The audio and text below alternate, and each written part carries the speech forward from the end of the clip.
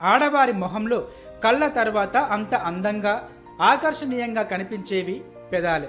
వాటిని మరింత అందంగా మృదువుగా గులాబీ రంగులో ఉంచుకోవాలని ప్రతి అమ్మాయి కోరుకుంటుంది.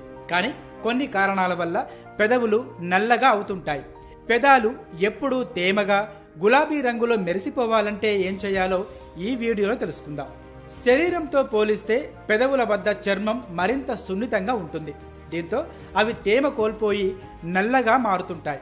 వేసవి కాలంలో అయితే ఈ ప్రభావం మరింత ఎక్కువగా ఉంటుంది. వీటి నుంచి బయటపడడానికి 1 టీ స్పూన్ తేనెలో 1/2 టీ స్పూన్ దానిమ్మ రసం వేసి ఆ మిశ్రమాన్ని కొద్దిసేపు ఫ్రిడ్జ్లో పెట్టాలి. కాసేపటి తర్వాత దాన్ని పెదవులకు రాసుకోవాలి. అది ఆరిన తర్వాత చల్లని నీటితో శుభ్రం చేసుకోవాలి. దీంతో పెదవులకు తేమ అందడమే కాకుండా దానిమ్మ రసం వల్ల మంచి రంగు వస్తుంది. ఆరోగ్యం, అందం రెండింటిని కాపాడే కలబంద కూడా పెదవుల అందాన్ని రెట్టింపు చేయడంలో కీలక పాత్ర పోషిస్తుంది. కలబంద గుజ్జును పెదవులపై మృదువుగా మర్దన చేసి చల్లని నీటితో శుభ్రం చేసుకోవాలి. ఇలా రోజూ చేస్తుండడం వల్ల పెదాల అందం రెట్టింపవుతుంది. కీరాను సన్న ముక్కలుగా కోసి 15 నిమిషాల పాటు పెదాలపై ఉంచుకున్నా అక్కడున్న పిగ్మెంటేషన్ తొలగిపోతుంది.